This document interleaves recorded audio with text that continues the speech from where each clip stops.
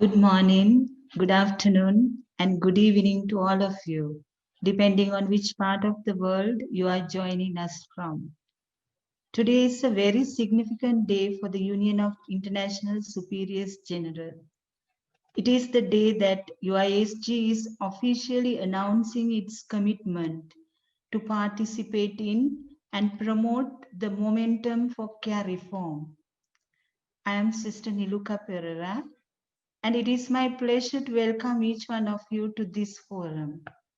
Thank you for joining us for this exciting launch event of Catholic Care for Children International. Before we proceed with our program today, I invite my colleague Claudia Giampietro to lead us in prayer.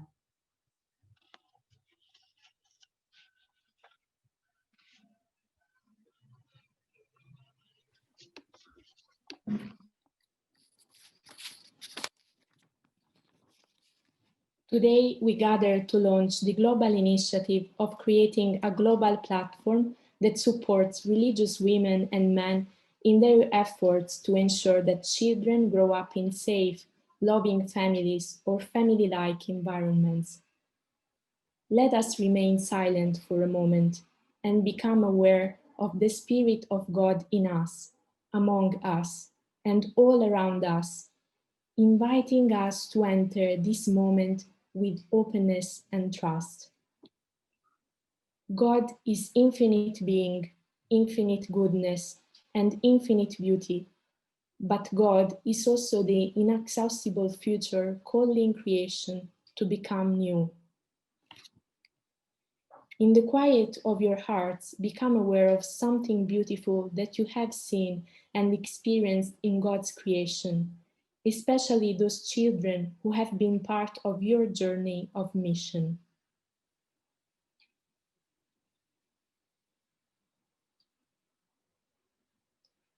In announcing the Global Compact on Education, Pope Francis said, "Everyone, but most of all children and young people, need an appropriate setting, a truly human habitat, with suitable conditions for their harmonious personal development and for their integration into the greater habitat of society. Thus, it is imperative to create a strong and extensive network of truly human bonds, which supports children, which opens them to life in a calm and confident manner, which is an authentic place for encounter, in which the true, the good, and the beautiful may find a just balance." As we ponder on the words of Pope Francis, let us think, what is the invitation this holds for us? Creator God, you realize wonderful, amazing things, which give joy and blessing to our lives. Thank you for the gift of all your creation, the beauty and mystery of the children entrusted to our care. Help us always to be grateful for your gifts of each child and bring your life of abundance to them. May we discern together the call to provide every child an environment of love and joy for growth and well-being. Amen. Thank you, Claudia, for leading us in prayer. We are now energized to begin this event with the blessings of God. I now call upon Sister Yolanta Kafka, the President of the UISG, to deliver the official welcome to all our participants. Sister will also share with us the importance of this day for UISG and to all religious congregations, especially those serving children. Sister Jolanta Kafka is from Poland. She has been Superior General of Declaration Missionary Sisters since 2017 and was elected President of the Union of International Superiors General in 2019. She has a long experience in the field of leadership and formation and has always been promoting religious life, committed to the cause of the marginalized and those most in need. Over to you, Sister Yolanda. Thank you, and good afternoon, good morning, upon depending on the time we are. Thank you for joining us today in the launch of the project of Catholic Care for Children International.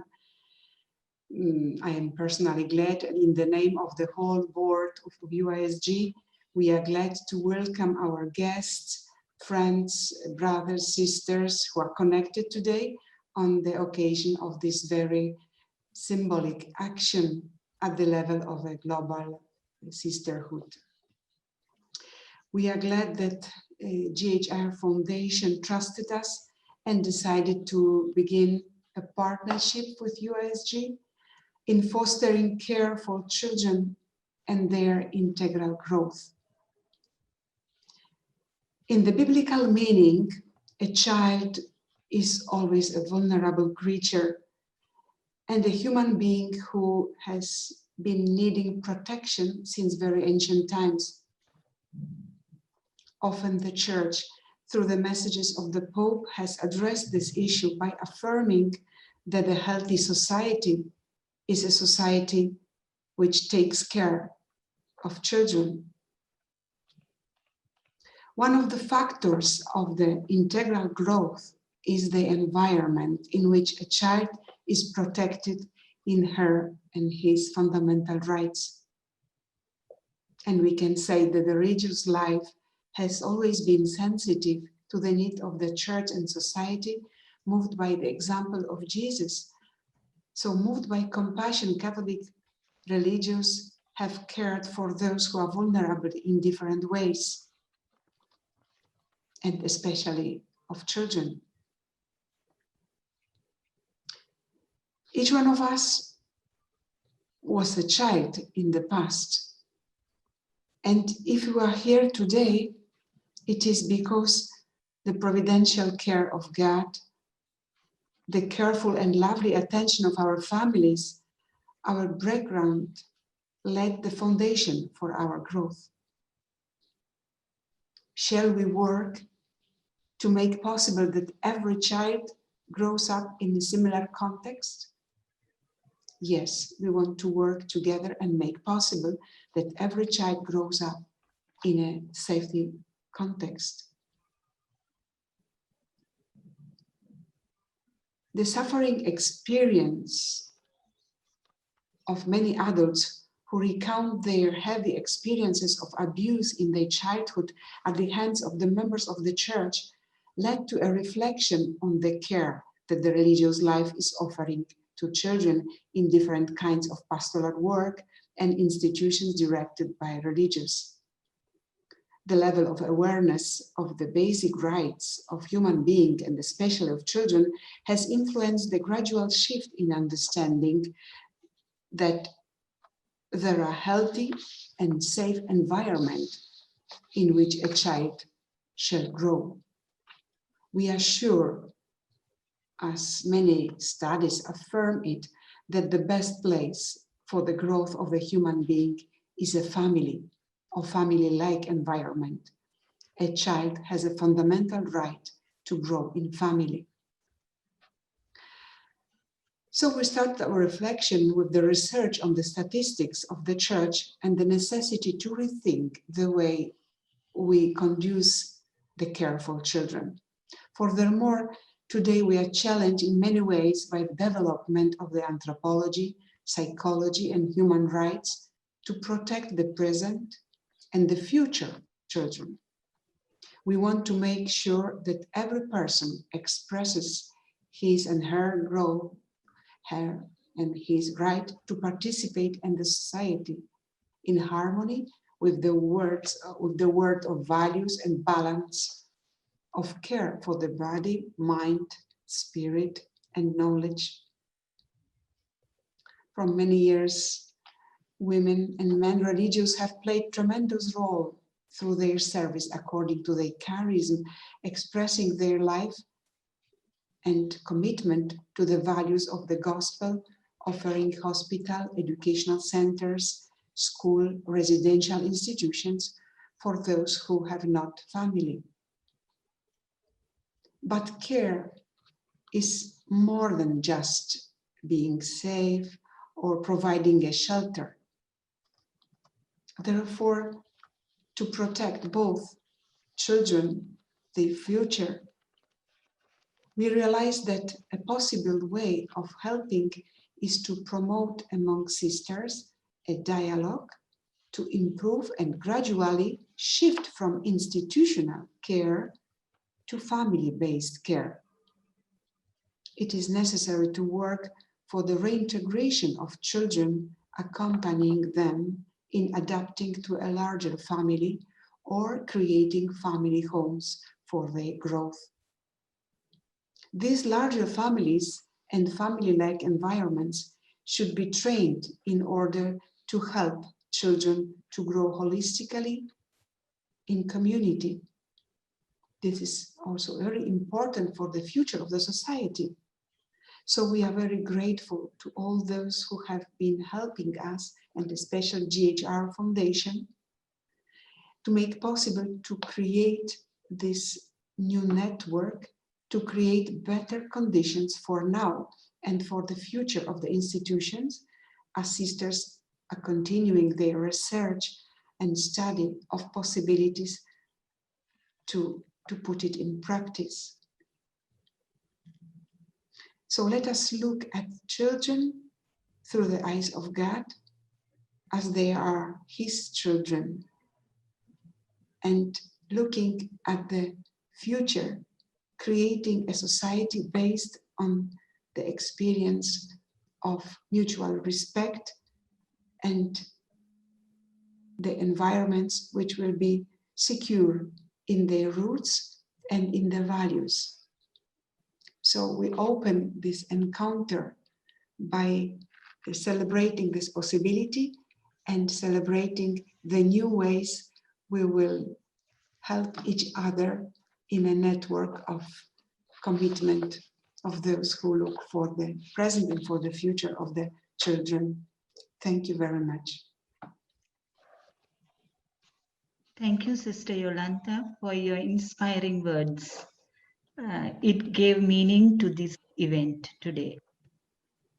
Now I invite Sister Patricia Murray, the Executive Secretary of the UISG, to share with us the inspiration behind the commitment of UISG to join this venture of care reform. Sister Patricia Murray is a member of the Institute of the Blessed Virgin Mary, Loreto Sisters. She is an educator who has served as Peace Education Officer and President of the Irish Episcopal Commission for Justice and Peace. She was a member of the General Council of her congregation and the first Executive Director of Solidarity with South Sudan, a new model of inter-congregational missionary presence. She is currently the Executive Secretary of the International Union of Superiors General. She has a Master in Education and in Theology and a Doctor of Ministry from Catholic Theological Union in Chicago. Over to you, Sister Patricia. Dear friends, it's my pleasure to speak with you today. And I welcome so many distinguished visitors and many of you who are working in this area, in this field for many years. You know, Scripture counsels us to care for the widow and the orphan. And we are here today to launch Catholic Care for Children International because of the ministry to orphans undertaken by so many religious congregations of men and women over the centuries. It's very interesting to read that the Romans began establishing orphanages from 400 AD, followed by the Greeks. And in the Middle Ages, the care of orphans became the responsibility of bishops or monasteries or parishes. However, the real flourishing of institutions occurred in the 19th century due to increased urbanization and industrialization, and also other factors like urban and rural poverty, the spread of diseases, wars and conflicts, and more recently, HIV/AIDS. So the Christian churches took up responsibility for orphans, and in the main, this responsibility fell to female religious orders, but also to some male congregations. Congregations established institutions for orphans, often with little or no governmental support. And we have learned from the past, and we've learned from our failures. We know that sisters who worked in orphanages often had little or no training in the past. They were generally, although there are clearly some exceptions, sisters with a very big heart who loved children and wanted to offer them love and a home. However, they were often working in very demanding environments, which really required formation and training as social workers, psychologists, and counselors. They often managed as best they could with very meager resources, particularly financial resources. They were also part of the culture of their day, when discipline was strict and sometimes harsh, even in families. It was considered acceptable then. But we as religious in many places have learnt the very hard lesson that past behaviour is judged by present day standards. When we attempt to explain what happened in the past, people say to us, "You should have known better as sisters. You should have been leading the change." So this is the context in which we want to frame the launch of Catholic Care for Children International. Aware of our past failures, but knowing that we have much to contribute moving into the future, that we can be in the front line of change, but we know that our actions of today will be judged by the standards of 30 or 40 years hence. The Catholic Church worldwide oversees 9,000 orphanages or more, catering for almost 5 million children. This is an enormous responsibility. So looking at today's context, we know that 80% of children in orphanages have at least one living parent or a close relative. We know that children are generally placed in orphanages because of poverty, parents struggling to feed their children or to raise the money for school fees. So I ask myself, why do we continue to call certain institutions orphanages when they are in fact boarding schools? Why don't we tackle the causes and seek new ways to support families or extended families so that children can remain at home? Can we help families to move out of poverty through microfinancing small projects which restore people's dignity and independence? Can we turn our focus to supporting family life? Therefore, we as women religious need to read the signs of the times in this sector, in this care sector, where our ministry is so important. Can we listen to what Pope Francis is saying about children and find new and creative ways to respond? We've already heard Sister Yolanda quoting what Pope Francis has said, because he keeps reminding us that for sound development, a child needs to be nurtured and to develop a sense of belonging that only a family can fully provide. He says that above all else, each child has the right to a healthy and secure family environment where he or she can grow under guidance and the example of a father and mother, and where they have the right to receive also an adequate education, primarily in the family, but also in school. The Pope also speaks and appeals to us to renew our commitment, especially to families, so that they can protect the dignity of every young boy and girl and offer them the opportunity to grow in a healthy environment. Because, he says, a peaceful childhood allows children to look at life and the future with confidence. I think in reading the signs of the times today, we also need to note the changes that are happening within the global humanitarian and UN community. On the 18th of December 2019, all the 193 member states of the United Nations formally recognized that orphanages don't protect children and have called for the progressive elimination of institutional care at a global level. They recognized again that the vast majority of children in institutional care have living families. Therefore, the resolution states that all children should be reunited with or supported to remain with their families. Where this isn't possible, the resolution said governments should commit to provide high quality, family-based and community-based alternative care for children. They also pointed out that having volunteers or visitors coming to orphanages can in fact lead to the active recruitment of children into orphanages. It called for children in orphanages to be protected from violence and abuse of any kind. And this resolution in 2019 was seen as an important demonstration of the global commitment to support children who are without parental care. So today, I'm proud and pleased to say that we as sisters have begun and continue to read the signs of the times in relation to the care sector.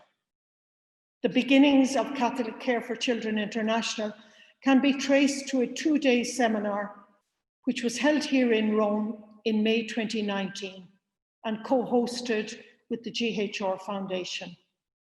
That seminar was called Sowing Hope for Children in Our Care. Leaders of female congregations and others reflected together on how to express the charism of care today, especially in the light of what is known about the risks associated with residential care and the benefits that arise from family and community-based care for children. The workshop highlighted the inspiring work already underway by many congregations, but particularly by the Sisters of St. Joseph in New York, the Good Shepherd Sisters in Sri Lanka, and the Cabrini Sisters in Swaziland. Each of these groups of sisters is working to ensure a loving family for every child. The participants also were very impressed by the work of the National Conferences of Religious in Zambia, Uganda, and Kenya. Here, the members are working to reduce recourse to institutional care and to promote family-like and community-like care for children. So those who attended the May seminar encouraged UISG to expand the conversation so that women religious and men religious across the globe could consider how best to express their charism of care today in ways that honor a child's right to a family. So we are responding to this call, and today you will hear how we intend to widen the conversation with conferences of religious and with congregations so that together we can promote the change that is needed. Because the scope of this issue is immense, we know that. Catholic Care for Children International is envisioned as a network of networks, working closely with and learning from Catholic Care for Children in Uganda, in Zambia and Kenya, and learning from congregations who have expertise in this area. We will provide you with opportunities to reflect on your charism and to learn from best practices. We will promote collaboration and robust safeguarding principles and practices for children and vulnerable adults. We will convene leaders and others concerned with the well-being of children to contribute to the development of Catholic care. Catholic Care for Children International will resource this movement by developing and sharing the resources that are at our disposal.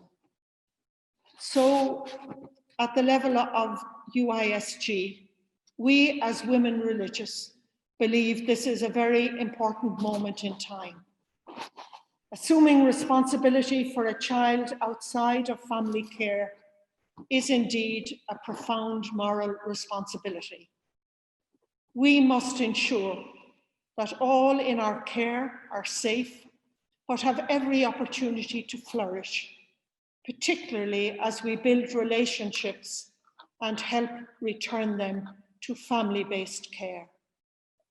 In launching Catholic Care for Children International today, UISG prayerfully and with determination, we embrace this obligation. Thank you very much indeed.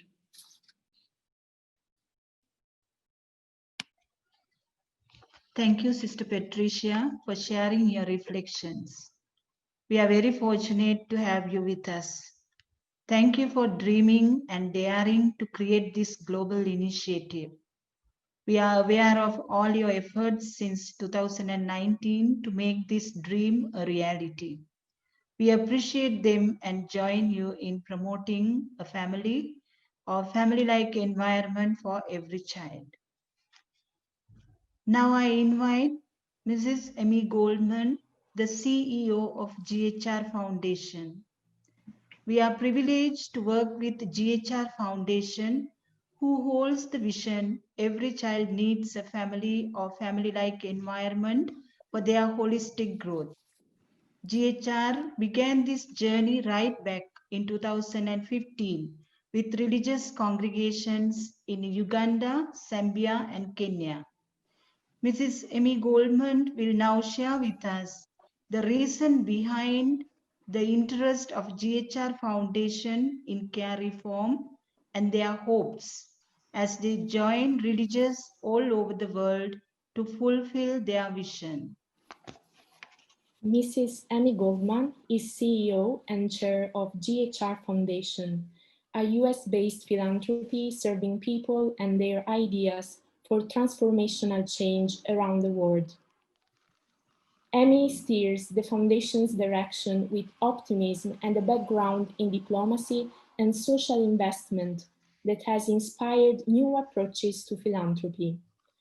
Under her leadership, GHR has launched a new effort to build bridges across ideas, sectors, and people, elevated powerful movements of faith and interfaith actors for sustainable development, implemented systems change strategies across public, private, and faith sectors to keep children in families, and unlocked significant funding from industry and government to prevent Alzheimer's disease.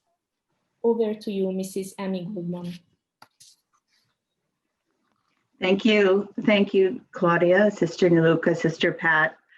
I am so grateful to be here to join everyone today. I see on my screen longtime friends and colleagues and many new friends and partners. So we're all here today to celebrate this launch of CCCI, and we're also celebrating GHR's deepening partnership with UISG. For those of you not familiar with GHR, we're an independent philanthropy. We're based in Minneapolis, Minnesota in the United States. And our stated purpose is to be a service to people and their limitless potential for good. Since our founding in 1965, we have worked with partners such as USIG to reimagine what's possible when accelerating development outcomes with trusted leaders in communities around the world. Our founders, who also were my parents, held Catholic sisters in the highest regard and deeply appreciated your spiritual witness and your immense contributions to the common good. You are on the front line of every tough issue in the world. You have an unprecedented record and scope of service in responding to immediate needs, and you're working closely on the ground and in communities. UISG and GHR share a collective vision of a world where all children, especially those at risk of losing or without parental care, are living in a stable, positive, long-term family or family-like environment. Our Children and Families Initiative supports child protection interventions that strengthen families, respond to children without family care, and drive further evidence of innovative approaches. Catholic Sisters have been longtime partners of GHR in this work because you are care providers, social workers, and your local leaders. You influence policy and decision-making and nurture trust and cohesion among the communities you serve. You are community and global problem solvers and are well positioned to realize the best possible outcomes for vulnerable children and children living outside of family care, combining the Catholic tradition of care with insights from contemporary research. That's why I'm so excited for today's launch of CCCI. This moment marks the beginning of a global movement in care reform with Catholic sisters leading the way. Our belief is that by partnering with UISG in this work, we can effect meaningful change that will reduce recourse to institutional care and encourage family and community-based care, improving the long-term benefits for all children. We applaud the work of sisters and continue to look to you for your leadership and wisdom in this effort. So thank you, Sister Pat and Sister Yolanta, for your ongoing partnership and guidance. At GHR, we look forward to elevating the priority of care as we work together to ensure that every child grows up in a safe and loving environment. So thank you all, and thank you for preparing for this future together. Thank you, Mrs. Emmy Goldman, for your inspiring words. We appreciate very much the commitment of GHR Foundation towards care reform. You have energized us to join you in this venture. We will now listen to the message from Cardinal Farrell, Prefect of the Dicastery for Laity, Family and Life. He was unable to be with us live, but has graciously sent us his message and his blessings. Now I invite Sister Yolanta, the President of the UISG, to read the message from Cardinal Farrell.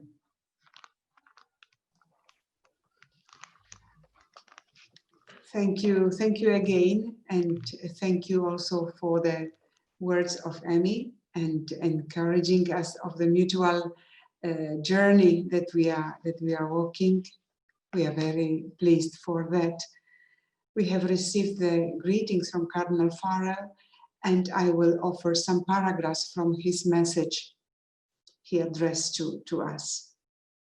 I extend my warmest greetings to all who are gathered today for this online event to work a new project for the care and education of children who are hosted in orphanages or other such structures.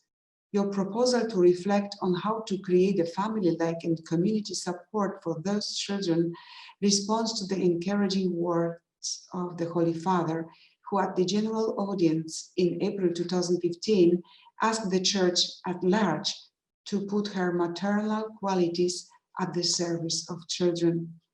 The children you care for are particularly vulnerable human beings who, despite their young age, are often marked by deep physical, emotional, and relational wounds. In orphanages as well as in other institutes, they have suffered separation from their parents and have been deprived of physical, moral, and spiritual proximity with those who give them life. For this reason, they are in particular situation of fragility and need.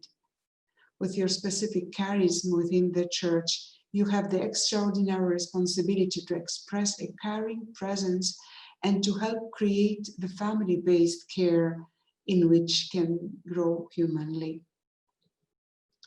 Every child comes into the world with a precise call which destines him, her, to contemplate the face of God who desired and loved him and her.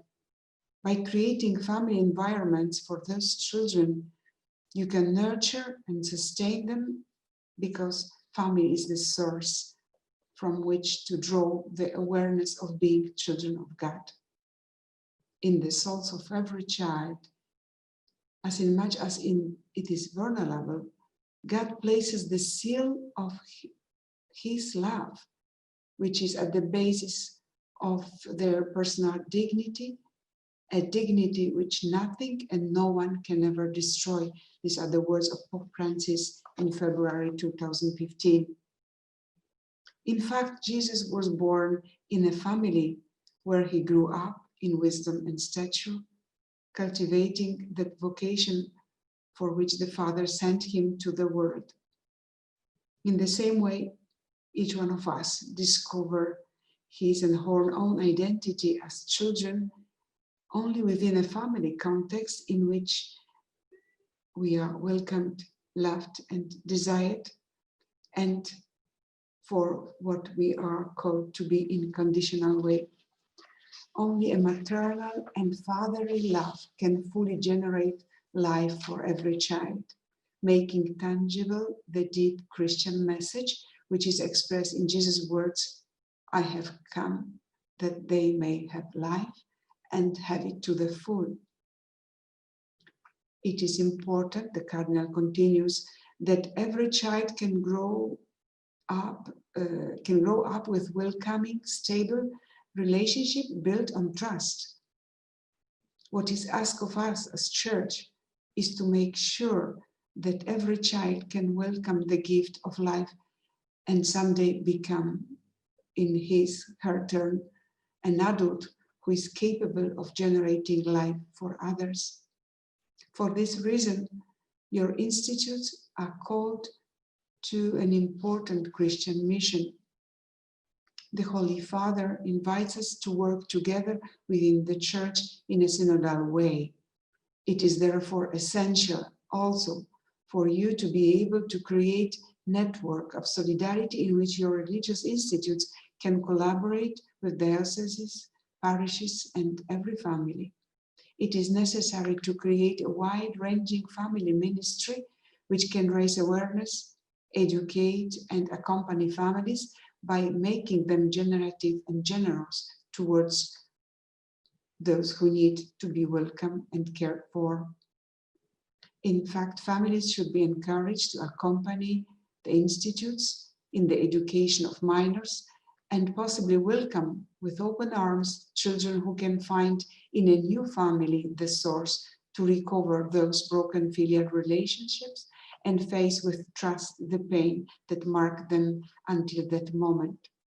Therefore, I hope with my whole heart that you can find concrete ways to implement those intentions that you have in your heart, and may your work be of immense value to the life of the children that God has entrusted to your care.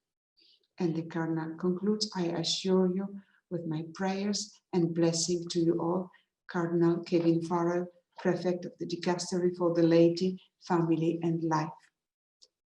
We thank you, Cardinal Farrell.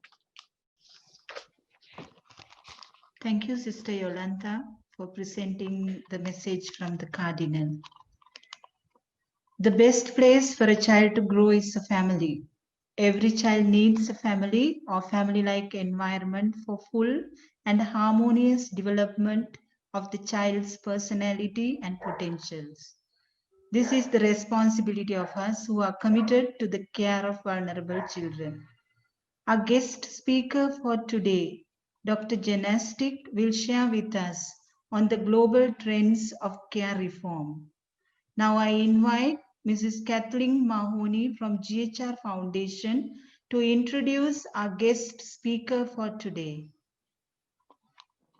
Thank you, Sister Niluka, and good day to everyone. We are very, very fortunate today to have Dr. Genestic Tricariza with us. She has been a very good friend of the Catholic Care for Children movement since its inception. Genestic comes to us today from Makerere University in Uganda, where she is a senior lecturer in the Department of Social Work and Social Administration. She has a doctorate in social work, and she has taught and published widely in the areas of child care and child protection, the professionalization and indigenization of social work, as well as gender and child's rights. She works as a consultant with many, many child-focused organizations. For example, since 2017, she's been working with Catholic Relief Services in Uganda on its efforts to advance care reform. But most important to us is since 2015, she's been working with the Association of Religious in Uganda and its efforts with Catholic Care for Children. Genestic's going to be talking to us today about global trends in care reform. That is this transition, this movement away from institutional care of children and towards an increased use of family and community-based approaches. She's going to cover for us today the reasons behind this trend, namely what is best for children, but also talk to us about the how, what it does take to make sure that every child can grow up in a safe, loving environment. Over to you, Genestic. Thank you very much. I feel greatly honored to be one of those witnessing the birth of a new era in the Catholic care of children. I congratulate you, ISG, GHR, and all of you for boldly taking the huge leap forward. I vividly remember my first meeting with Dan and Kathleen in Kampala in 2015, where we discussed the changing landscape for childcare and what that meant for the Catholic care of children in Uganda. They wanted me to conduct a rapid assessment to inform decision-making. Soon after, we were holding meetings with the Association of Religious in Uganda, training sisters, orienting the church leadership, and before long, the Catholic care of children in Uganda was born. Then it was Rome 2019, and a year later, we are witnessing a landmark launch of the Catholic care of children. My task today is to take us through an overview of what has been happening globally in the arena of child care.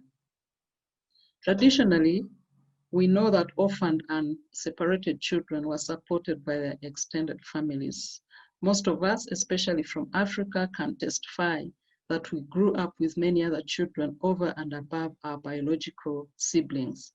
Personally, I have 2 biological children, but have so far raised at least 9 others to graduation and independence directly in our household at different times.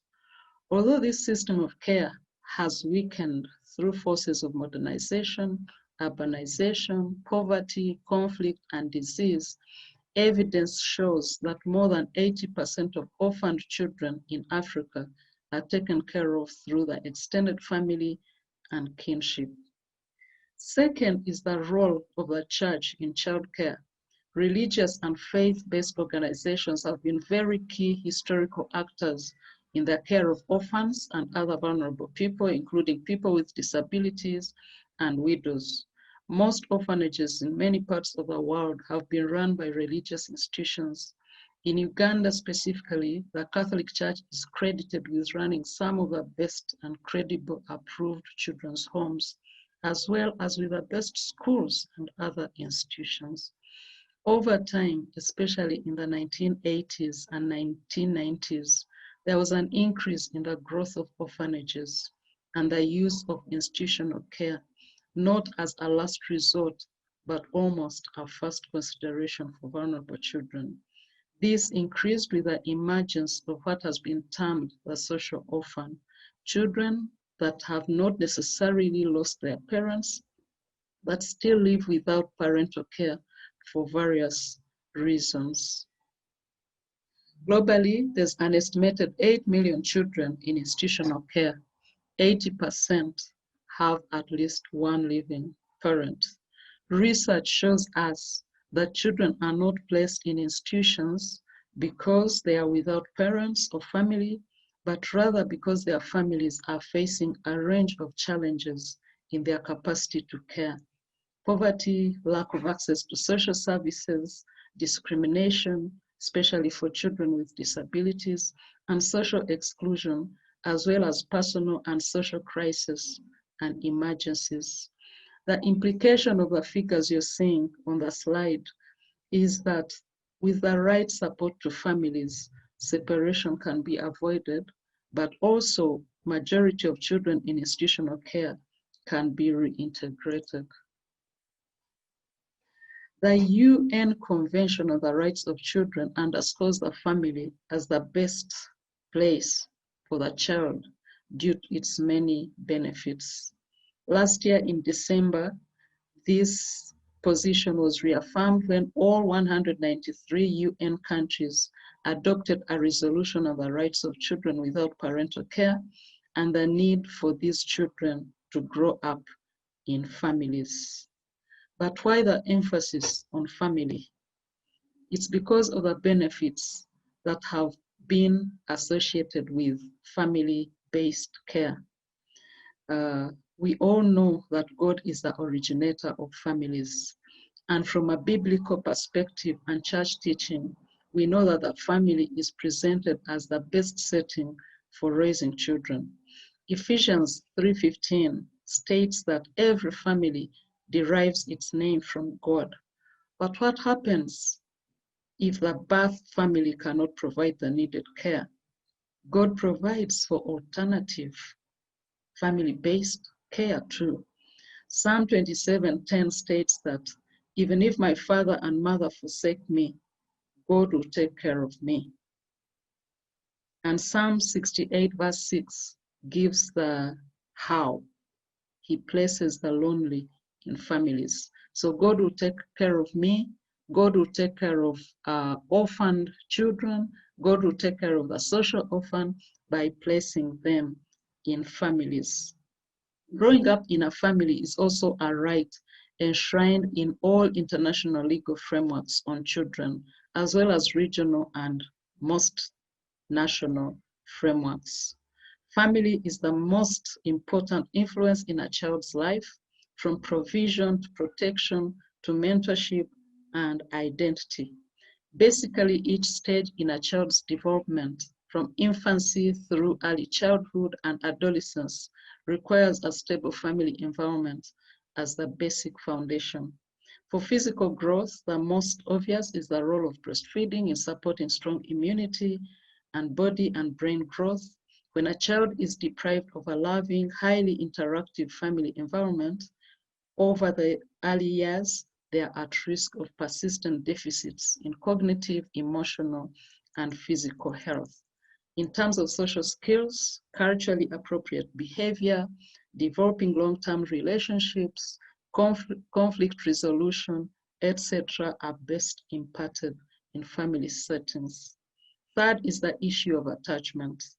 Attachment is a well-grounded theory in psychology and social work that emphasizes the importance of a stable and loving and trusting relationships. Lack of secure attachment affects brain development and ability to sustain trusting relationships.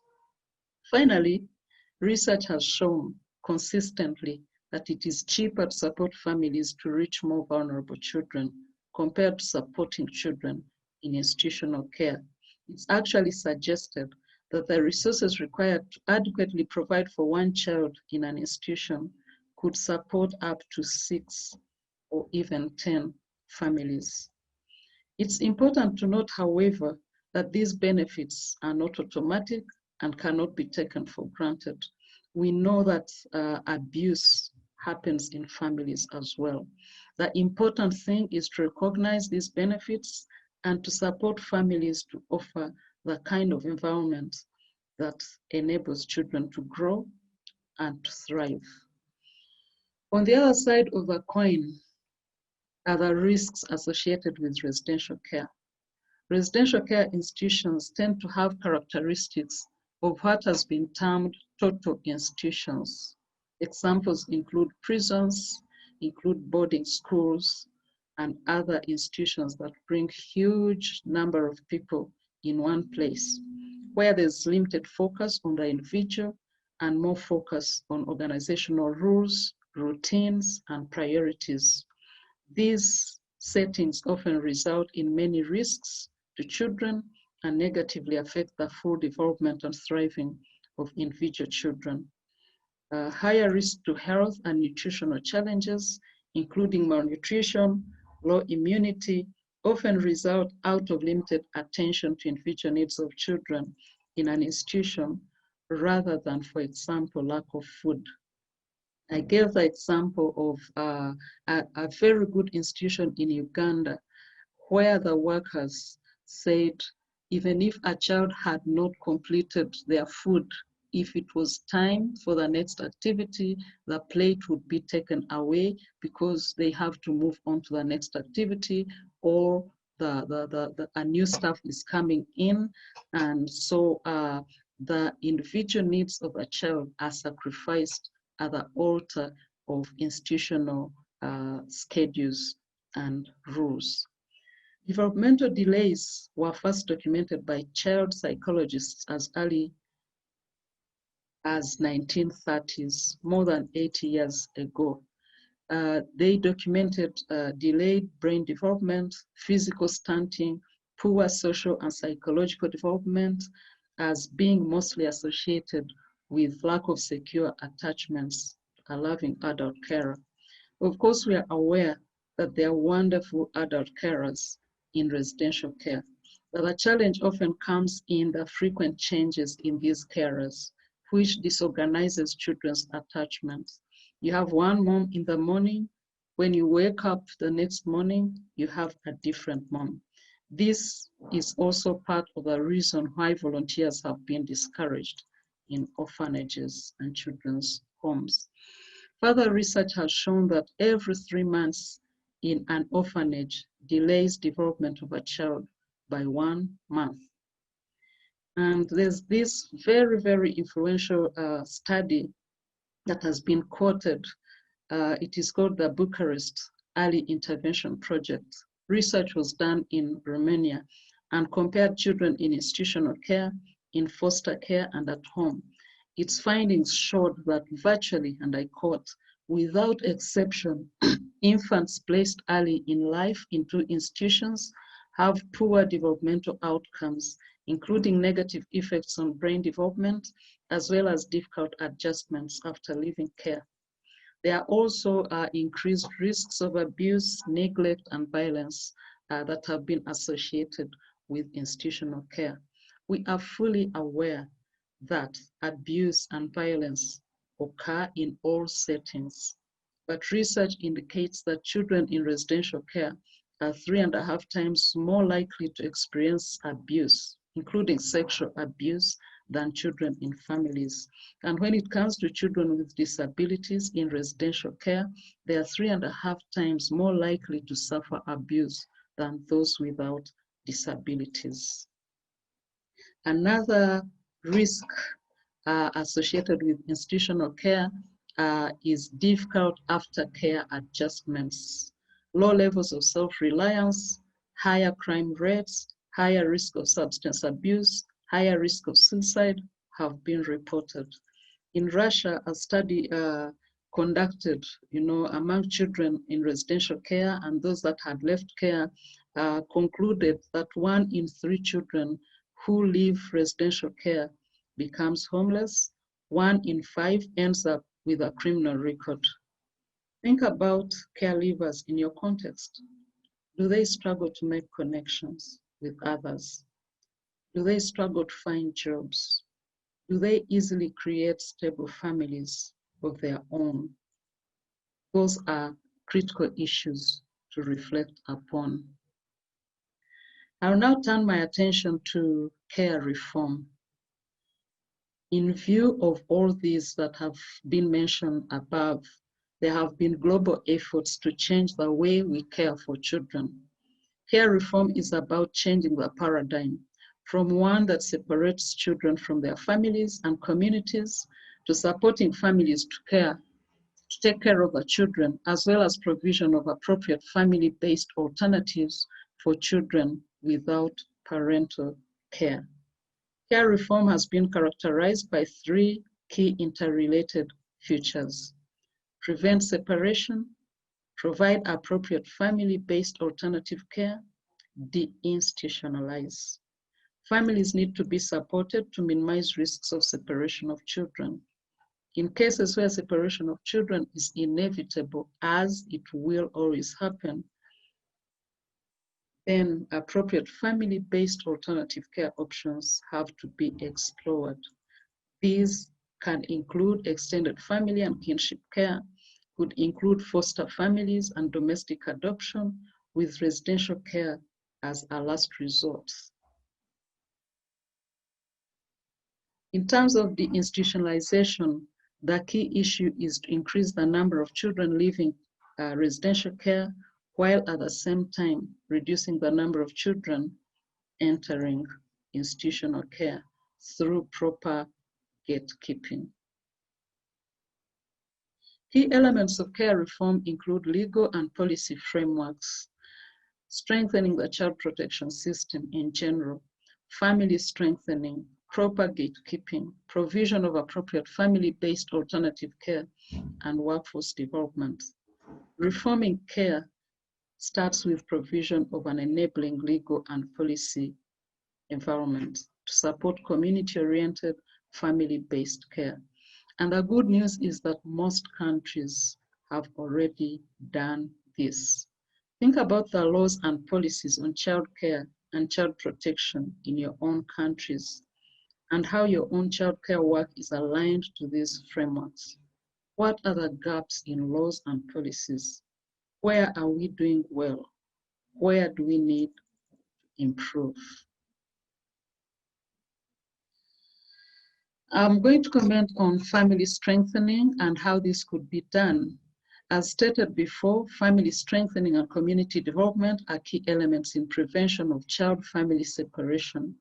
Family strengthening can be approached through two broad ways: targeted interventions to most at-risk families, including, for example, direct income support, psychosocial care and support, educational support, social assistance, advocacy, legal support, home visits, follow-up.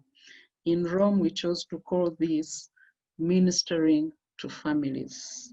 We minister to children through ministering to whole families. At the community level, interventions could include livelihoods development, formal and non-formal education, early childhood centers within the communities, parenting classes within the communities, and strengthening community-based child protection structures. All these are part of preventative services that reduce the risk of separation of children from their families. As I draw close to conclusion, I'd like to comment on workforce development. There can be no genuine care reform without attention to the workforce. Sisters and other religious form a critical mass of this workforce. Because of your commitment to care as part of your charism, the skills, particularly the soft skills that enhance relationships. Care reform requires that the workforce is well aligned to the needs of children and families, has the requisite competences, and they are appropriately deployed. Because we are changing the paradigm to family and community-based care, we have to ensure that the available workforce is well prepared to serve within such a paradigm. Globally, there has been an emphasis on the need for social work skills and competencies for people working with children and families. For your programs, critical questions to consider include: who is currently working with children in our program? Who should we recruit? What kind of competencies are required? How do we develop and support the workforce to manage the transition? In Uganda, the Association of Religious and the CCCU have laid emphasis on proper training and deployment of the workforce. Sisters have been trained in social work, quite a number of them already graduated. They've been trained in child protection, special needs education. We have developed manuals, we have developed working aids, we have developed case management, tools in a bid to support the workforce to maneuver through the transition to family and community-oriented care. Now, the role of religious institutions in all this. We know that the church in most countries, particularly in Africa, plays a critical role, and government respects the church institutions. So we have an opportunity to raise our voices and to influence so many things in the arena of child care. At the national level, we can bring our voices to the table of the legal and policy making processes to make sure that the laws and the policies that are being made are suitable for children, but also emphasize or underscore the values that we espouse as the church. At the community level, we have an opportunity to work with our stakeholders, to work with communities and families to design and deliver protective services, response, and referrals. Within our own organizations, we have an opportunity to put all our values and everything that we have learned into practice by offering ethical services, by making sure that the people we are employing are competent and they have the ability to offer the services that we wish to offer to the children. As I wind up, I wish once again to congratulate all of you for reaching this landmark launch of the Catholic Care of Children International, and to say that we are already at a good point. Today, as we launch the Catholic Care of Children International, we need to reflect once again on what it will take to realize our dream of better care for children. Some of the issues to consider include the need for proper planning. What costs are required? What needs and what outcomes are we looking at? How will the new services be funded? How will the transition be managed? How about workforce development? How shall we transform skills? How shall we manage redeployment and deployment of new staff? How about coordination and collaboration? Which actors must we engage? Which new organization do we need to work with? Who are our new stakeholders in this? All this does take time, but the important thing is that we have started and we are not the kinds of people to fail. Thank you so much. On behalf of the Catholic Care for Children movement, I want to thank you for your marvelous presentation. You've spoken so well and so compellingly about the why of care reform, why it's best for children to be in families. But you've also spoken compellingly about the how of care reform. And so, Genestic, thank you today for this wonderful presentation where you've combined your professional expertise along with your faith and an integrity that's born of your own experience as a mother to your own children and to others. We thank you once again for this tremendously helpful presentation.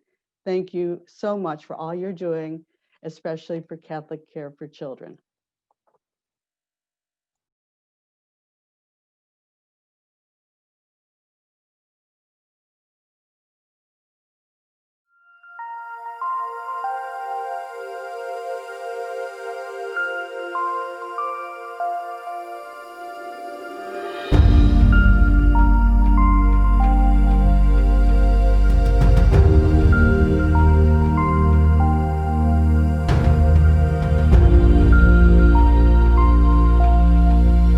Today we see a lot of children are abused, exploited, abandoned, because right through we have not touched the root causes.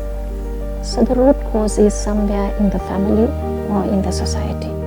I feel as duty bearers, as Good Shepherd sisters, we need to do something. We need to change. We need to create new methods to safeguard the rights of children.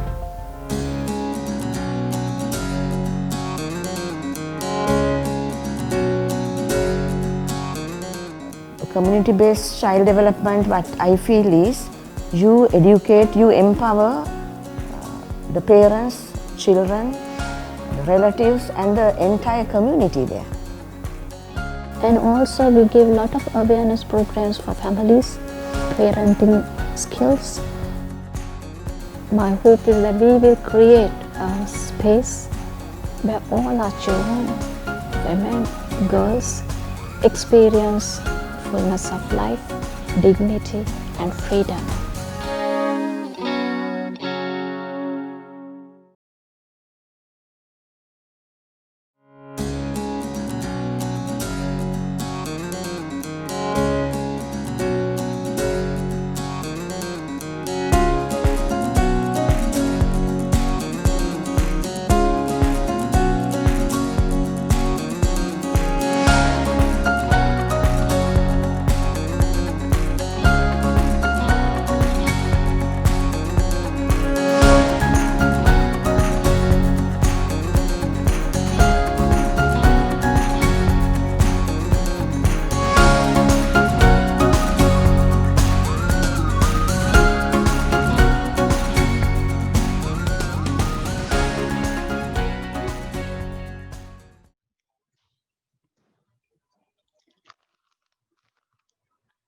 UISG CCCI is the youngest child of the family of Catholic Care for Children. This journey was initiated by women religious in the eastern and central parts of Africa with the help of the GHR Foundation in 2015. Catholic Care for Children International is standing on the shoulders of those who walked the journey in the past. Women religious in the eastern and central parts of Africa are the pioneers of the CCCI movement. Today they are here with us to share their story of how they moved from institutional care to family and community-based care for children, thus realizing their dream to have a family for every child. Now I invite Dr. Kathleen Mahoney from GHR Foundation to begin sharing with us their story. Dr. Kathleen Mahoney is Senior Program Officer at GHR Foundation, where she leads the foundation's work with Catholic sisters. Her work supports women's religious life in the US and in Africa. She comes to this work with experience as an educator in secondary and post-secondary settings, as well as work in the field of philanthropy over the course of 2 decades. With her colleague Dan Lauer, she has been deeply involved with Catholic Care for Children since its inception. Over to you, Dr. Kathleen Mahoney. Thank you. My colleagues and I from GHR Foundation have had the incredible privilege of working with women religious across the globe. And in that work, we've seen firsthand leadership, their service, and their spiritual witness, and how these contribute to the common good. As Amy mentioned earlier, we've seen sisters on the front line of care throughout the world as you've been working with those who are suffering from isolation and deprivation. And we've been especially impressed by the work of sisters with children and other vulnerable persons, especially children who are at risk or who have lost the nurture of family care. According to the most recent Vatican yearbook, across the globe, there are over 100,000 Catholic-sponsored social welfare institutions, things such as hospitals or clinics or early childhood centers. And among this number, we find 15,000 Catholic-sponsored residential institutions for people who are elderly or chronically ill or persons with disabilities. And this yearbook also says that in the global South, there are almost 6,000 Catholic-sponsored orphanages, or what are more commonly and appropriately called care institutions. This really is an impressive number, and it really is an inspiring testimony to Catholic care. We know that many of these institutions are sponsored or staffed by religious men and women who have often embodied the very best of the Catholic and the Christian mandate of care. But there's also an impressive challenge, and that's to make sure that all who are in Catholic care receive the very best care possible. And we know when it comes to children or for persons who have disabilities, the best care is provided in safe, nurturing families or family-like environments. Those of us at GHR, we have seen amazing examples of care. For example, when Swaziland was ravaged by HIV/AIDS, the Cabrini sisters took in children who literally had no other adults to care for them. But as of last November, every child who had come into their care over a number of years with supportive social services has been reunited with a family. And in a few minutes, you're going to see a short video about, you've just seen a short video from the Good Shepherd Sisters in Sri Lanka, who really took the UN mandate. Every child has a right to a family, and said, we need to transition away from institutional approaches and provide more community-based care. And today, we're going to be looking at Catholic care for children, turning our attention to sisters in Kenya, Uganda, and Zambia, who have come together to take up the cause of care reform, to make sure that children can grow up in those families. For us, as we've watched this, it's been a really inspiring and remarkable display of leadership among sisters who have read the signs of the times that Genestic so ably described a few minutes ago. They have really taken to heart the biblical principles about care for those in need in Catholic social teaching, which says that each person has a right to fully participate in family and society. These sisters have also been attentive to the emerging legal frameworks, as they've mentioned, the UN Convention on the Rights of the Child. And finally, these sisters have looked to the social sciences, which are so clear about the importance of the child's healthy development being nurtured in a family. And in reading the signs of these times, they have raised a really profound and critical question. How shall we express a charism of care today in light of all we know about what is best for children? Under the auspices of the National Associations for Religious in Kenya and Uganda and Zambia, religious congregations are coming together, they're working together to answer that very question. Each of the 3 national conferences has taken on Catholic care for children as a major project and committed themselves to care reform. In a minute, you're going to be hearing from these sisters via a video. They're going to tell you a little bit about their national associations and then how they are coming together to champion care reform. And then you'll hear more from Sister Niluka about Catholic Care for Children International. Again, on behalf of the GHR Foundation, I want to thank all of you and express our gratitude for all that sisters are doing through their leadership, service, and witness, and especially the ways in which you're helping children and their families. Thank you. Catholic Care for Children is a sister-led movement that is animated by the charism of care, expressed by religious women and men, whose leadership is to reduce recourse to institutional care and to encourage family and community-based care for children. It began in 2014 in Zambia, Uganda in 2015, and Kenya in 2018.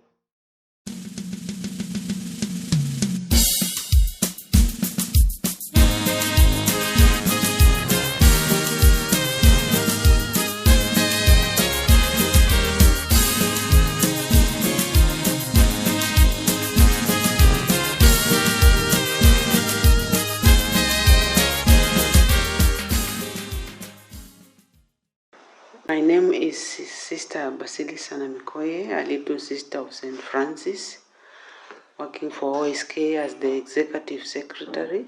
OSK as an association is an umbrella body of 158 members. The association's mission is to foster mutual support to congregations in terms of formation for authentic witness. Our vision is to be a dynamic association of women, religious, empowered, living gospel values. OSK started in 1962, and our main focus is we have 5 strategic themes which we continue implementing as an association. We have different programs that run in the association: OSK Justice and Peace Commission, strengthening the capacity of women religious in early childhood development; OSK Chemichemi ya Uzima, where we run the formation programs, the catechetical programs, the integrated psycho-spiritual counseling program. As we started this program, having journeyed and discussed with the GHR Foundation in 2018, CCK program was born. We went ahead to do a baseline survey just to identify what are the gaps. And after doing our baseline survey in 2018 October, we identified so many gaps. We were able to start implementing the project, CCK, empowering the administrators, empowering the caretakers, empowering the congregations, the congregational leaders to understand more basically about the child protection policy. We have continued empowering the sisters. We are also moving towards helping congregations by ensuring that every CCI has a child protection policy and are compliant. I am Sister Delphine Muhwana from the Congregation of the Daughters of the Heart of Mary. I am a project manager with Catholic Care of Children in Kenya, with the Association of Sisterhoods of Kenya. Catholic Care for the Children is a movement that is in Uganda, Zambia, and Kenya. It aims at holistic family and community-based care. Catholic Care for Children approach has got 3 pillars, namely Catholic social teachings, the Word of God, and social sciences theories and the principles on care for children. CCC Kenya is a national movement operating in 24 Catholic dioceses. It has 133 childcare institutions with a total number of 10,799 children. When we welcome the children in our institution, we are busy to collect the information, the OB number, the statement of the police, the report of health about the health of the children, and then to try to care them, but especially to focus the matter of the exit strategy, how to do for their future, because the institution is the last option. Because of our association with CCC, I appeal especially to Catholic families to ensure that from now on, families will care for their children living with HIV, and a Nubana home will not be needed. I tell the parents that it's what we see from them, how they interact with each other first. If you're my dad and every time you're quarreling my mother, you're abusing her, even when I'm old, that's the same thing I'm going to pretend. Then also the parents should check on the friends the children walk with. When you create a bond with the child, mtoto atakuwa so open kukuambia, so and so alinifanyia hivi, things that you didn't even know, and you might be able to learn that this child sometimes might be heading towards a dangerous zone. In summary, CCC upholds the principle that family is the best place for children to grow. If children are separated from their families, they are rescued and placed in charitable care institutions where they are accorded highest quality care in the shortest time possible. While children are being cared for, families are strengthened and prepared to receive the children back. My name is Sister Lydia Pilibwor from the Little Sisters of Mary Immaculate of Gulu, serving as the Secretary General for the Association of Religious in Uganda, ARU, as it is always abbreviated. ARU was started in the year 1968, and it is an umbrella body that brings together all the major superiors of the institutes of consecrated persons in Uganda. The consecrated persons in Uganda come together to deliberate on issues of common concern. And one of the issues is the child protection and safeguarding, which gave birth to ARU CCCU in the year 2015. ARU CCCU came at the right time when Uganda had ratified to the United Nations Convention on the Rights of the Child, and also the African Charter on the Rights of the Child and the Welfare of the Child. And this gives the framework which guides the consecrated persons in the country in taking care of the children. With COVID-19, we are challenged, and most of the children in the child care homes have gone back to families. We have a responsibility to support the families economically, socially, morally, spiritually, and psychologically, so that they may be able to take care of the children, and that the children may grow in a family setting environment for the good of their future and the future of the world. Thank you. I'm Sister Euphrasia Masika from the Institute of the Daughters of St. Teresa of the Child Jesus, and I'm the National Director of Catholic Care for Children in Uganda. The history of Catholic Care for Children in Uganda dates back to 2015 at the University of Notre Dame, where Kathleen Mahoney from GHR Foundation met Sister Margaret Kubanze and introduced to her the idea of how the religious could become champions of child protection and alternative care reforms in Uganda. Catholic Care for Children in Uganda program was born mainly to transition from institution care towards child growing up in safe, stable, and nurturing families or family-like environments. Catholic Care for Children in Uganda now works closely with 17 out of 112 religious institutes whose members are providing care for vulnerable children, including those with disabilities, in 44 residential care institutions, with a commitment to embrace more family and community-based approaches to the care of vulnerable children. The number of children or babies in residential institution care has considerably been reduced. We are now caring for over 700 children in family or family-like environment. We are winning hearts and minds of the religious and other stakeholders towards child protection and safeguarding practices through trainings. For instance, 280 priests, sisters, brothers, and superiors general have been trained in child protection and alternative care. We have developed a child protection safeguarding policy to guide our stakeholders in the care of children. 62 religious sisters and brothers have been trained in social work at all levels of higher education to get the required skills and knowledge. As such, all child care institutions under the care of the religious meet the standards of care, like they are all legally approved to operate, gatekeeping, case management, and record keeping are all well managed. Sisters are emerging as champions in child care reform in Uganda.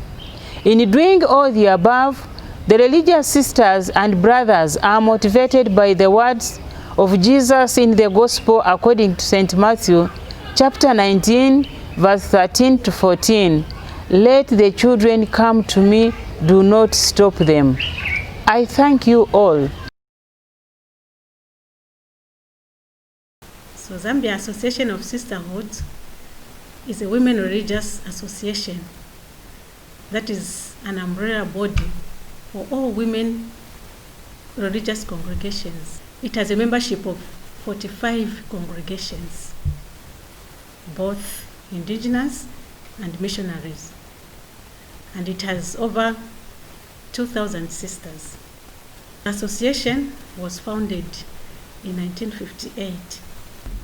The association runs a number of spiritual, social, and developmental programs that are targeting the women religious, the lay faithful, the vulnerable, and the marginalized communities. Some of these are programs or projects that are running under the association are Catholic Care for Children in Zambia, which is CCCI. We are building up capacity to religious women, training them in counseling and social work at degree level. We also have SCORE ECD, which is strengthening capacity of women religious in early childhood development. We also have the livelihood. Kalundu Study Center offers formation and leadership courses. And we also have ASEC, which is African Sisters Education Collaborative. This program, it gives education opportunities to African sisters. Our project started in 2014 with 41 facilities on board.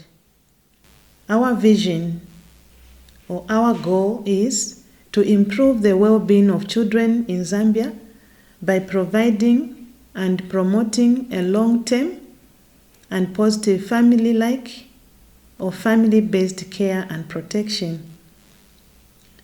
We have 3 strategic objectives. 1, children stay in or return to their families. We want to see that the placement of children unnecessarily is reduced. To come up with community mechanisms and working with the Ministry of Social Services. Where possible, the child should not be admitted in the facility. And those who are already in the facility, we are working towards returning the child. The second objective is to empower facilities and us as an organization into the reintegration. We are doing this by training our facilities, our staff in the reintegration guidelines provided by the government and also in the minimum standards of care, in case management and in other activities where they are lagging behind. We want also to see a system level change through networking and advocacy as the third objective. We want to enhance our collaboration to reintegrate 200 children with the government and other partners in the country. Advocate for social protection for our children. We are also working closely among ourselves, share best practices, empower and learn from others, and by so doing, we are going to achieve our goal. Thank you.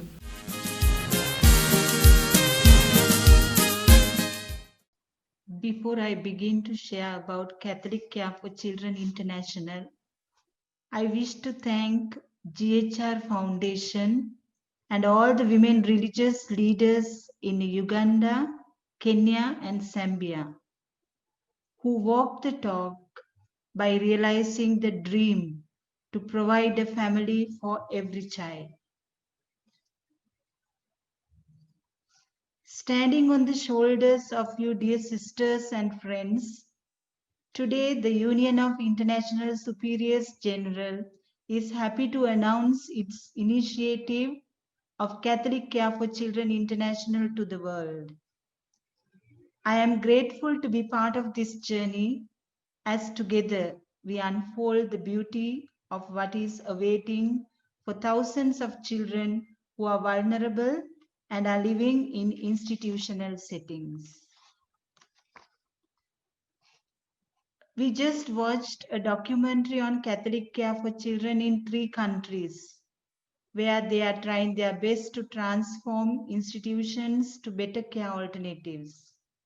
We heard that in the global south, there are almost 6,000 orphanages serving many thousands of children. What is Catholic care for children? You have already heard in the documentary. It is a sister-led, charism-driven movement to ensure the best care for children and other vulnerable persons. And what is CCCI? Catholic Care for Children International is an initiative of the UISG. It is a global platform for religious women and men who have already begun and those who want to begin the journey of care reform. Together we will explore how best we can care for children who are vulnerable and live in institutions, ensuring that they grow up in safe and loving families. Our guest speaker today elaborated beautifully the importance of the family for the well-being and healthy development of a child. Every child deserves a family. Every child needs a family. And thus, we hold this vision of creating a world where every child grows up in a safe, loving family or family-like environment. The CCCI wants to support religious institutes to read the signs of the times and change the way they care for children, thus reducing use of institutional care and promoting family and community-based care for children. It is clear that the goal of Catholic Care for Children International is to support religious women and men to move from institutional care for children to family and community-based care. It is a process which requires willingness to change and the capacity to move. As we have seen today, some congregations have already begun this journey. The second goal is to invite religious congregations who are on the journey of care reform to a global network so as to affect changes at national, regional, and international level. Catholic Care for Children is built upon 3 main pillars. We heard this in the CCC documentary too. The first pillar is the Catholic faith, which includes the biblical mandate for care for children and vulnerable persons. We also draw inspiration from the principles of the Catholic social teaching that emphasizes the dignity of each person, option for the care, option for the poor, and the right of each person to participate fully in family and community. The second pillar is the social sciences, which proves the importance of a nurturing family for the holistic and healthy development of a child, and the risk associated with separating children from family care to institutional settings. The third pillar is the UN Convention on the Rights of the Child, which spell out clearly the child's rights to a family. This convention has been in existence for more than 30 years, and the UN guidelines for alternative care of children who are separated from their families was in existence since 2009.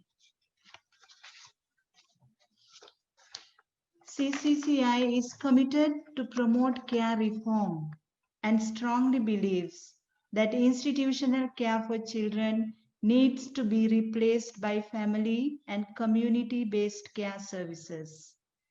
It calls for our commitment to keep families safe and together. thus pointing out that no child should be placed in an institution simply because the family is poor or finds it difficult to access basic health services or social protection or education. So what we need to do in order to prevent a child from entering an institution. CCCI is committed to promote continuum of care for children. As it shown in this diagram, continuum of care make efforts to give safe nurturing family to the child. When family is in distress, take steps to strengthen the family in order to prevent separation of children from their families. If separation occurs, and always with the best interest in mind, reunite a child with the family if possible, or find a long-term, stable, safe family-like settings where a child can grow and develop within a nurturing, supportive community. If alternative residential care is necessary, ensure care is of the highest quality and shortest in duration as possible. In this process, institutional care considered as the last resort. CCCI is planning to work with national associations of religious or religious conferences. This is the path that is taken by religious in Uganda, Kenya, and Zambia. It was with this in mind that we sent out invitation to religious conferences in Asia and Africa. CCCI will also work with religious congregations who provide residential care for vulnerable children. In the future, CCCI will work globally to engage the hearts and minds of religious towards care reform through brainstorming sessions, formation, exposure, and peer learning. CCCI will build CCC networks, especially in Asia and Africa, through religious conferences and religious institutes, and conduct studies related to the care of children by identifying existing situations and gaps in selected geographical areas. Develop the capacities and provide technical support in bringing changes for care reform. Create a platform where religious congregations can learn from each other through CCCI efforts. By doing so, CCCI wishes to see that religious women and men are champions in care reform by reducing the number of children in institutions through better planned reintegration programs. Through family strengthening, gatekeeping, and community-based care and advocacy in care reform, CCCI will support in preventing children from entering institution. Surely, together we can bring about this change and make the impossible possible. May we commit to give our best towards providing every child a family or family-like environment. Thank you for joining us in this journey.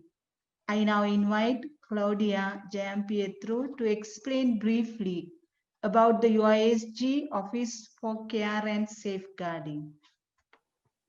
Thank you, Sister Luca. I am the project officer at the USG Office for Care and Safeguarding, and I would like to share with you briefly what is this office about. Our objective is to develop a culture of care and safeguarding, which is one of the main goals of the International Union of Superiors General. And the issue has been widely discussed on the occasion of the meeting of the protection of minors held at the Vatican in February 2019. During the UISG plenary assembly in May 2019, Superiors General expressed the need for assistance in the area worldwide. In response to requests from member congregations, in January 2020, the UISG has established an office with the support of the GHR Foundation. The office, as you can see, will seek to help congregations to create and update safeguarding policies for their community, institutions, programs, and projects, develop a culture of care and safeguarding throughout the congregations at every level, encourage congregations to share best practices and to network, provide opportunities for formation and training in the area of care and safeguarding, provide information on where listening structures with trained and expert people are available to accompany victims, find resources and publications which are necessary to develop further knowledge.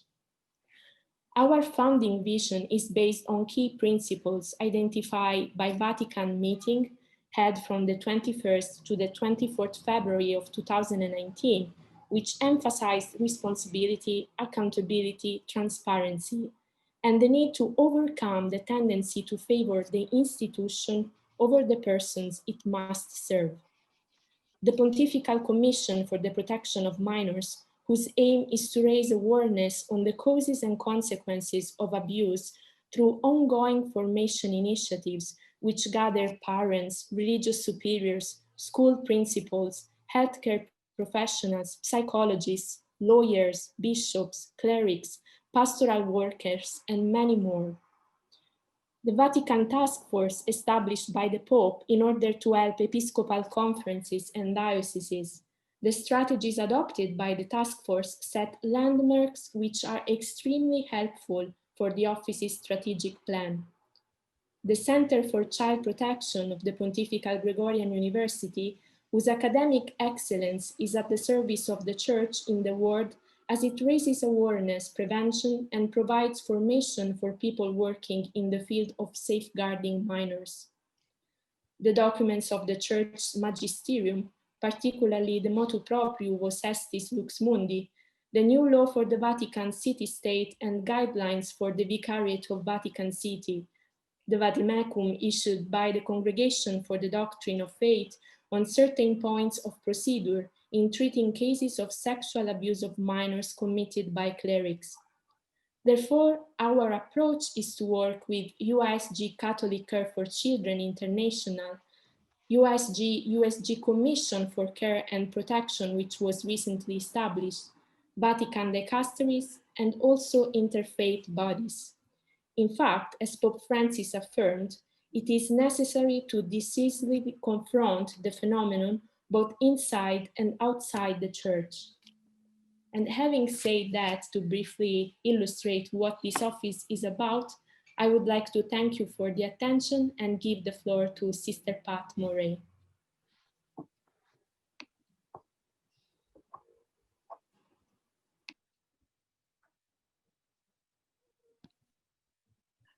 You have come to the end of what has been a very interesting and very informative session.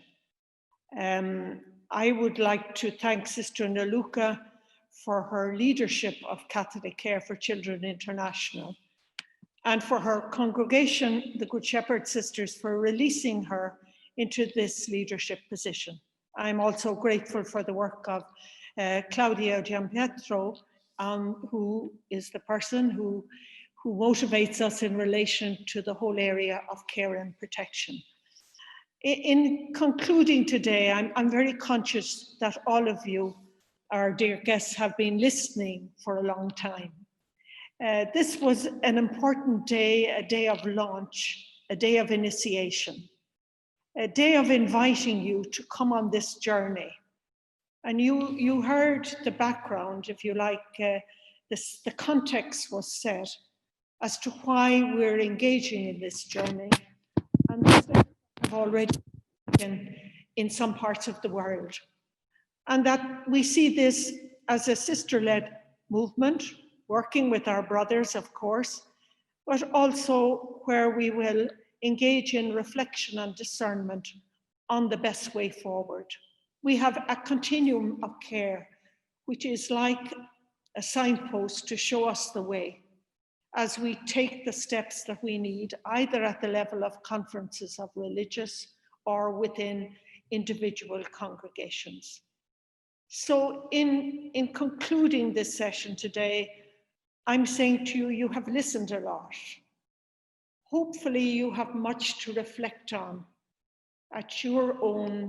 in your own context. We will invite you to come on this movement. And this movement in the future, in other meetings we will hold, will be participative, will share experience, will share the questions and the difficulties that face one in transitioning from an institutional model to a family-based, to a family or family-like care model. It's demanding. We have no illusions about this. We know the education and the formation that's needed behind this, but we firmly believe that this is the way forward. And I was struck by, the fact that Dr. Genestic reminded us at so many levels of the scriptural call. I was struck by the videos where we saw the steps that had already been taken. And I think the phrase that stays with me is that we're being invited to move within care reform to support families to care. And I think that's a big step, but a necessary step. So we have your contacts. We know you're involved in this area in different levels and in different ways. And we look forward to going on this journey, a journey where we put the child as center, and where, in the words of scripture, God sets the lonely in families. Thank you for your participation today, and we look forward to continuing this journey together. I think at this stage, I'm unmuting myself. If you want to write comments in the chat, we would really appreciate your feedback. We know you've listened and attended from all over the world. So write to us in these next moments. Tell us where you're from and what today meant for you. And if you have questions, even begin to raise those questions with us. This is the beginning of our journey of dialogue and discernment. Thank you very much indeed.